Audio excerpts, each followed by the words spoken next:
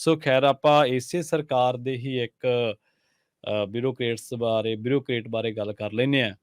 ਜੰਜੂਆ ਕਹਿੰਦੇ ਪੀਪੀਐਸਸੀ ਦੇ ਚੇਅਰਮੈਨ ਵੀ ਲੱਗਣਾ ਚਾਹੁੰਦੇ ਆ, ਚੇਅਰਮੈਨ ਵੀ ਛੋਟੀ ਨਹੀਂ ਹੈ, ਤੇ ਚੀਫ ਸੈਕਟਰੀ ਦੀ ਕੁਰਸੀ ਵੀ ਨਹੀਂ ਛੱਡਣਾ ਚਾਹੁੰਦੇ। ਕਹਿੰਦੇ ਵੀ ਇਹ ਆਮ ਹੀ ਸੁਣਦੇ ਆ ਤੁਹਾਡੇ ਵਰਗੇ ਪੱਤਰਕਾਰ ਭਰਾਵਾਂ ਤੋਂ ਕਿ ਜਿਹੜਾ ਵੀ ਆਈਏਐਸ ਭਰਤੀ ਹੁੰਦਾ ਹੈ ਤੇ ਉਹਦਾ ਨਿਸ਼ਾਨਾ ਜਿਹੜਾ ਹੁੰਦਾ ਉਹ ਇਹੀ ਹੁੰਦਾ ਕਿ ਕਿਸੇ ਦਿਨ ਸੀਐਮਓ 'ਚ ਬੈਠਾਂਗੇ।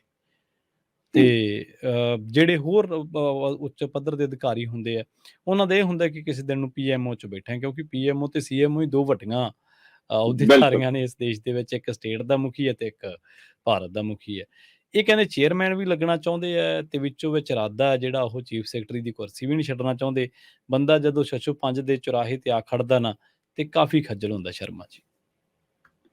ਪ੍ਰਵੀਨ ਜੀ, ਇਹਦੇ ਵਿੱਚ ਕੋਈ ਸ਼ੱਕ ਨਹੀਂਗਾ ਕਿ ਜੰਜੂਆ ਹੋਰਾਂ ਦਾ ਨਾਂ ਪ੍ਰਸ਼ਾਸਨਿਕ ਅਧਿਕਾਰੀਆਂ 'ਚ ਵੱਡੇ ਨਾਮਾਂ 'ਚ ਬੋਲਦਾ ਹੈ, ਔਰ ਇਹ ਧੜਿਆਂ 'ਚ ਵੀ ਬੋਲਦਾ ਹੈ ਕਿ ਇਹਨਾਂ ਦੇ ਖਿਲਾਫ ਵੀ ਕਦੇ ਮਾਮਲਾ ਆ ਗਿਆ ਸੀਗਾ ਤੇ ਇੱਕ ਦੋ ਧੜੇ ਇਹਨਾਂ ਦੇ ਖਿਲਾਫ ਅਧਿਕਾਰੀਆਂ ਦੇ ਖੜੇ ਵੀ ਨੇ, ਪਰ ਮਾਨ ਸਰਕਾਰ ਨੂੰ ਇਹਨਾਂ 'ਚ ਕੁਝ ਲੱਗਿਆ ਕਿ ਕਰ ਸਕਦੇ ਨੇ, ਉਹਨਾਂ ਨੂੰ ਸਿੱਧਾ ਚੀਫ ਸੈਕਟਰੀ ਬਣਾਇਆ ਤੇ ਇੱਕ ਦੋ ਦੇ ਉੱਪਰੋਂ ਛਾਲ ਮਰਾ ਕੇ ਵੀ ਬਣਾਇਆ ਹੈ ਨਾ।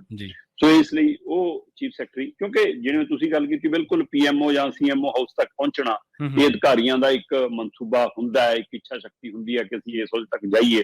ਤੇ ਇਸ ਲਈ ਪੰਜਾਬ ਦੇ ਵੱਲ ਜੇ ਸੂਬੇ ਦੇ ਵੱਲ ਦੇਖੀਏ ਤਾਂ ਪ੍ਰਿੰਸੀਪਲ ਸੈਕਟਰੀ ਜਾਂ ਚੀਫ ਸੈਕਟਰੀ ਦੋ ਅਹੁਦਿਆਂ ਤੇ ਬੰਦਾ ਆਉਣ ਲਈ ਲੋਚਦਾ, ਤੇ ਚੀਫ ਸੈਕਟਰੀ ਮਤਲਬ ਕਿ ਇੱਕ ਸਭ ਤੋਂ ਵੱਡਾ ਅਹੁਦਾ ਮੰਨਿਆ ਜਾਂਦਾ ਇਸ ਖੇਤਰ ਦਾ। ਸੋ ਇਸ ਲਈ ਬੀਕੇ ਜੰਜੂਆ ਉਸ ਅਹੁਦੇ ਤੱਕ ਪਹੁੰਚ ਗਏ ਜੀ। ਪਰ ਹੁਣ ਮਸਲਾ ਅੜਿਆ ਕਿ ਆ ਜੂਨ ਦਾ ਮਹੀਨਾ ਜਿਵੇਂ ਨਿਬੜਨਾ ਰਿਟਾਇਰਮੈਂਟ ਹੈ, ਠੀਕ ਹੈ, ਤੇ ਜੇ ਰਿਟਾਇਰਮੈਂਟ ਹੋ ਗਈ ਤੇ ਫਿਰ ਤਾਂ ਚੀਫ ਸੈਕਟਰੀ ਦੀ ਕੁਰਸੀ ਗਈ।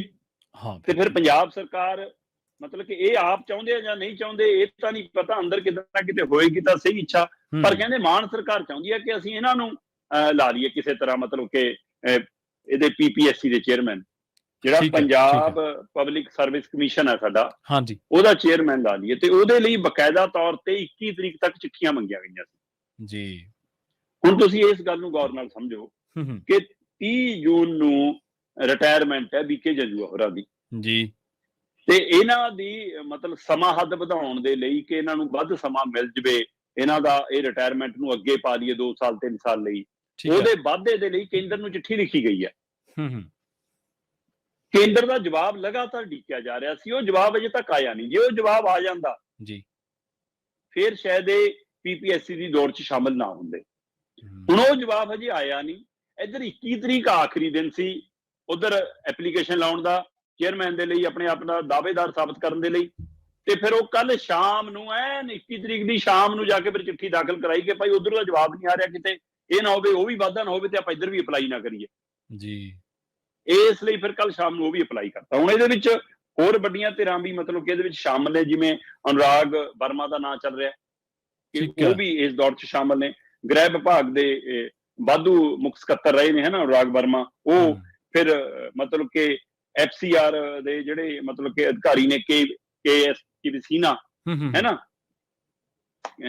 KMP ਸੀਨਾ, ਉਹ ਉਹਨਾਂ ਸਿਨਹਾ ਦਾ ਨਾਮ ਵੀ ਖਾਸਾ ਮਸ਼ਹੂਰ ਹੈ।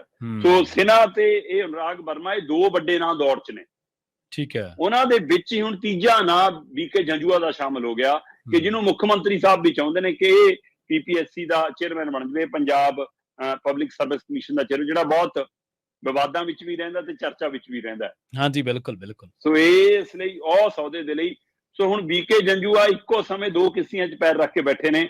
ਇਹ ਸਵਾਲ ਇਹ ਹੈ ਕਿ ਮੰਨ ਲਓ ਰਿਟਾਇਰਮੈਂਟ ਹੋ ਜਾਂਦੀ ਆ, ਠੀਕ ਹੈ, ਫਿਰ ਉਹਨਾਂ ਨੂੰ ਚੇਅਰਮੈਨ ਲੱਗਣ 'ਚ ਕੋਈ ਦਿੱਕਤ ਨਹੀਂ। ਹੁਣ ਅਪਲਾਈ ਕਰਤਾ ਤੇ ਪਰ ਉਧਰੋਂ ਵਾਧਾ ਵੀ ਆ ਜਾਂਦਾ ਕਿ ਹਾਂ ਥੋੜੀ ਵਧਾਤੀ ਜੀ ਸਰਵਿਸ, ਤੇ ਇੱਧਰ ਮੁੱਖ ਮੰਤਰੀ ਸਾਹਿਬ ਉਹਦੇ ਲਈ ਵੀ ਸੋਚਦੇ ਨੇ ਫੇਰ ਕੀ ਕਰਨਾ ਚਾਹੁਣਗੇ ਉਹ। ਤੇ ਮਾਹਿਰਾਂ ਦਾ ਮੰਨਣਾ ਹੈ ਕਿ ਉਹ ਫਿਰ ਚੀਫ ਸੈਕਟਰੀ ਅਜੇ ਲੱਗੇ ਰਹਿਣਾ ਚਾਹੁਣਗੇ, ਤੇ ਪਰ ਉਧਰ ਕੁਝ ਰਾਜਨੀਤਿਕ ਧਿਰਾਂ ਕਹਿੰਦੀਆਂ ਕਿ ਨਹੀਂ, ਉਹਨਾਂ ਨੂੰ ਚੇਅਰਮੈਨ ਲੱਗ ਜਾਣਾ ਚਾਹੀਦਾ, ਤੇ ਪਤਾ ਨਹੀਂ ਬਾਅਦ ਚੋਂ ਚੇਅਰਮੈਨੀ ਦਾ ਮੌਕਾ ਮਿਲੇ ਨਾ ਮਿਲੇ, ਇਹ ਸਾਲ ਲਈ ਵੱਧ ਕੇ ਆਵੇ 2 ਸਾਲ ਲਈ। ਇਸ ਲਈ ਅੱਜ ਦੀ ਤਰੀਕ ਦੇ ਵਿੱਚ ਬੀਕੇ ਜੰਜੂਆ ਤੇ ਉਹਨਾਂ ਦੇ ਚਹੇਤੇ ਸਰਕਾਰੀ ਜਿਹੜੇ ਨੁਮਾਇੰਦੇ ਨੇ ਚੁਣੇ ਹੋਏ ਉਹ ਦੁਵਿਧਾ 'ਚ ਨੇ ਕਿ ਉਹਨਾਂ ਨੂੰ ਚੀਫ ਸੈਕਟਰੀ ਰੱਖੀਏ ਹੈ ਨਾ, ਜਾਂ ਫਿਰ ਪੀਪੀਐਸਸੀ ਦਾ ਚੇਅਰਮੈਨ ਲਾ ਲਈਏ। ਜੀ ਜੀ ਜੀ। ਅਗਲੀ ਖਬਰ ਦੇ ਵੱਲ ਵਧੀਆ ਸ਼ਰਮਾ ਜੀ, ਤੇ ਗੱਲ ਕਰੀਏ ਤਹਿਸੀਲਦਾਰਾਂ ਦੀ। ਜਦੋਂ ਸਰਕਾਰ ਬਣੀ ਸੀ ਮੈਨੂੰ ਲੱਗਦਾ ਪਟਵਾਰੀਆਂ ਨਾਲ ਮਸਲਾ ਪੈ ਗਿਆ ਸੀ ਸਰਕਾਰ ਦਾ ਕਿ ਤਹਿਸੀਲਦਾਰਾਂ ਨਾਲ ਹੀ ਸੀਗਾ? ਨਹੀਂ ਪਟਵਾਰੀਆਂ ਨਾਲ ਪਟਵਾਰੀਆਂ ਪੈ ਗਿਆ ਨਾਲ ਸੀ ਸੀ। ਕੁਝ ਮਸਲਾ ਜੀ, ਹਾਂ ਬਿਲਕੁਲ, ਕਿ ਉਹ ਰਿਟਾਇਰ ਵਾਲੇ ਲਿਆਉਣੇ ਆ ਜੀ, ਦੁਬਾਰਾ ਭਰਤੀ ਕਰਨੇ ਆ ਜੀ, ਹਾਂਜੀ ਖਾਸਾ ਮਾਮਲਾ ਉਹ ਵੀ ਉਲਝ ਗਿਆ। ਹੁਣ ਮੈਨੂੰ ਲੱਗਦਾ ਕੰਮ ਉਹ ਦੂਤਲੀ ਕੁਰਸੀ ਤੇ ਜਾ ਪਿਆ। ਗੱਲ ਤਹਿਸੀਲਦਾਰਾਂ ਦੀ ਕਰਾਂਗੇ।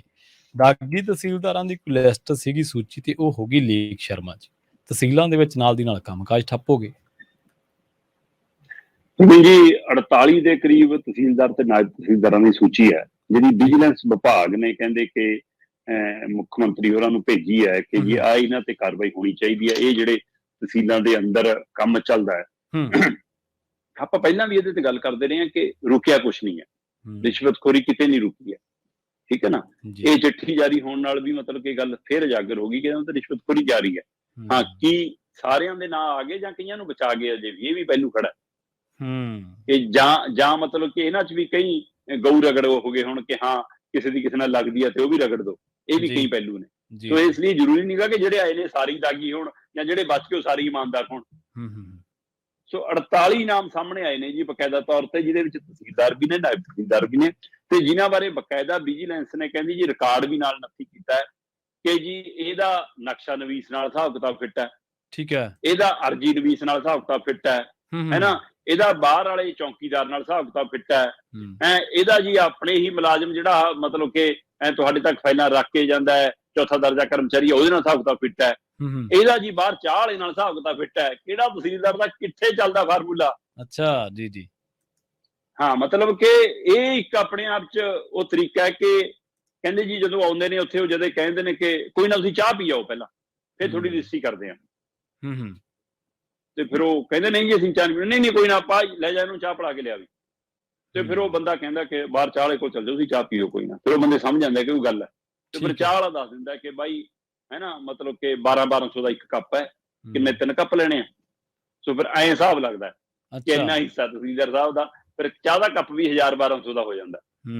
ਇਹ ਤਰੀਕਾ ਇੱਕ ਤਾਂ। ਫਿਰ ਦੂਜਾ ਕਹਿੰਦੇ ਜੀ ਜਿਹੜਾ ਅਰਜੀ ਨਵੀਸ ਹੈ ਉਹ ਕਹਿੰਦਾ ਜੀ ਮੇਰੀ ਟੈਪ ਕਰਨ ਦੀ ਫੀਸ ਤਾਂ 1000 ਰੁਪਈਆ ਹੀ ਆ, ਠੀਕ ਹੈ, ਤੇ ਬਸ ਥੋੜਾ 3000 ਚ ਹੋ ਜਾਣਾ ਜੀ ਕੰਮ। ਉਹ ਅੱਛਾ ਹੈ ਨਾ। ਫਿਰ ਉਹ ਸਮਝ ਜਾਂਦੇ ਨੇ ਅਗਲੇ ਜਿਹੜੇ ਲਿਆਏ ਹੁੰਦੇ ਨੇ, ਜਿਹੜੇ ਵਿੱਚ ਦੱਸ ਦਿੰਦੇ ਨੇ ਕਿ ਪਹਿਲੇ ਦੱਸ ਕੇ ਲਿਆਏ ਹੁੰਦੇ ਨੇ ਕਿ ਹਾਂ ਠੀਕ ਹੈ ਜੀ, ਉਹ 3000 ਦੇ ਦਿੰਦੇ ਨੇ। ਉਹ ਜਿੱਥੇ ਟੈਪ ਕਰਦਾ ਹੈ ਕਿ ਇੰਨੀ ਰਾਸ਼ੀ ਦੇ ਵਿੱਚ ਹੋਇਆ ਤੇ ਉਹ ਰਾਸ਼ੀ ਵਸੂਲ ਪਾਈ ਗਈ, ਉਹ ਵਸੂਲ ਪਾਈ ਗਏ ਦੇ ਨਾਲ ਨਾ ਡਾਟ ਪਾਉਂਦੇ ਨੇ ਜੀ, ਇਹ ਐ ਟਕ ਟਕ ਟਕ ਟਕ, ਠੀਕ ਹੈ, ਜਿਵੇਂ ਟਾਈਪਿੰਗ ਚ ਪਾਉਂਦੇ ਹੁਣ ਅੱਜ ਕੱਲ ਤਾਂ ਕੰਪਿਊਟਰ ਤੇ ਨੇ। ਫਿਰ ਉਹ ਡਾਟ ਦਾ ਇਸ਼ਾਰਾ ਹੁੰਦਾ ਜੀ, ਇੱਕ ਤਾਂ ਇੱਕ ਡਾਟ ਪਿਆ, ਫਿਰ ਤਾਂ ਸਮਝ ਲਓ ਸਿਰਫ ਜਿਹੜੀ ਅਗਲੇ ਨੂੰ ਪੈਸੇ ਮਿਲਣੇ ਸੀ ਉਹੀ ਮਿਲਿਆ, ਆਪਣੇ ਵਾਲੇ ਨਹੀਂ ਮਿਲੇ 2000।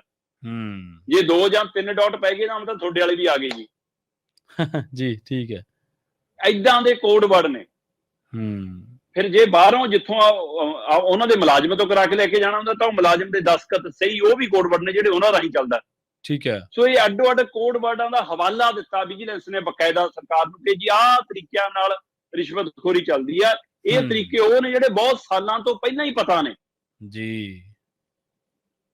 ਤੇ ਇਹ ਵੀ ਗੌਰ ਕਰਨ ਵਾਲੀ ਗੱਲ ਹੈ ਕਿ ਕੀ ਇਹ ਪਹਿਲੂ ਸਿਰਫ ਤਹਿਸੀਲਦਾਰਾਂ ਤੱਕ, ਨਾਇਬ ਤਹਿਸੀਲਦਾਰਾਂ ਤੱਕ ਇਹ ਸੀਮਤ ਆ, ਜਾਂ ਇਹਦਾ ਹਿੱਸਾ ਪੱਤਾ ਪਹਿਲੀਆਂ ਸਰਕਾਰਾਂ ਦੇ ਸਮੇਂ ਐਮਐਲਏ ਤੱਕ ਨੂੰ ਵੀ ਜਾਂਦਾ ਰਿਹਾ, ਤੇ ਕੀ ਹੁਣ ਵਾਲਿਆਂ ਨੂੰ ਜਾਂਦਾ ਜਾਂ ਨਹੀਂ ਜਾਂਦਾ, ਇਹ ਵੀ ਜਾਂਚ ਦਾ ਵਿਸ਼ਾ ਹੋਣਾ ਚਾਹੀਦਾ ਜੀ। ਸੋ ਪਰ ਉਧਰ ਜੀ ਕਹਿੰਦੇ ਕਿ ਲਗਭਗ ਸਾਰਾ ਤਹਿਸੀਲਦਾਰਾਂ ਦੇ ਨਾਲ ਕੰਮ ਕਰਨ ਵਾਲਾ ਅਮਲਾ ਫਾਲਾ, ਉਹਨਾਂ ਦੇ ਹੋਰ ਤਹਿਸੀਲਦਾਰ ਸਾਥੀ, ਨਾਇਬ ਤਹਿਸੀਲਦਾਰ ਸਾਥੀ, ਉਹਨਾਂ ਦੇ ਨਾਲ ਕੰਮ ਕਰਨ ਵਾਲੇ ਕਰਮਚਾਰੀ, ਉਹ ਸਾਰੇ ਇਹਨਾਂ ਦੇ ਹੱਕ ਚ ਆ ਗਏ ਨੇ ਤੇ ਤਹਿਸੀਲਾਂ ਚ ਕੰਮ ਠੱਪ ਹੋ ਗਿਆ, ਲੋਕ ਧੱਕੇ ਖਾ ਰਹੇ ਨੇ, ਤੇ ਇਹ ਮਾਮਲਾ ਵਧੂਗਾ, ਤਣਾਅ ਵਾਲਾ ਵੀ ਹੋ ਸਕਦਾ ਹੈ, ਸਰਕਾਰ ਨੂੰ ਬੈਕਫੁੱਟ ਤੇ ਵੀ ਆਉਣਾ ਪੈ ਸਕਦਾ ਹੈ, ਤੇ ਇਹ ਮਾਮਲਾ ਵਿਵਾਦਿਤ ਵੀ ਹੋ ਸਕਦਾ ਹੈ, ਸਰਕਾਰ ਇੱਕ ਦੋ ਨੂੰ ਟੰਗ ਕੇ ਬਾਕੀਆਂ ਨੂੰ ਮਾਫ ਵੀ ਕਰ ਸਕਦੀ ਹੈ। ਸੋ ਇਹ ਕਿੱਧਰ ਨੂੰ ਜਾਊਗਾ? ਫਿਲਹਾਲ ਤਹਿਸੀਲਾਂ ਚ ਕੰਮ ਠੱਪ ਹੈ, ਤਹਿਸੀਲਦਾਰ ਰੋਸੇ ਚ ਨੇ, ਤੇ ਪਰ ਵਿਜੀਲੈਂਸ ਕਹਿੰਦੀ ਹੈ ਕਿ ਸਾਡੀ ਰਿਪੋਰਟ ਸੱਚੀ ਹੈ, ਲੋਕ ਕਹਿੰਦੇ ਬਈ ਹੁੰਦਾ ਤਾਂ ਐਂ ਹੈ, ਪਰ ਇਹ ਮੁੱਕਣ ਵਾਲਾ ਨਹੀਂ ਹੈ। ਜੀ ਜੀ ਜੀ।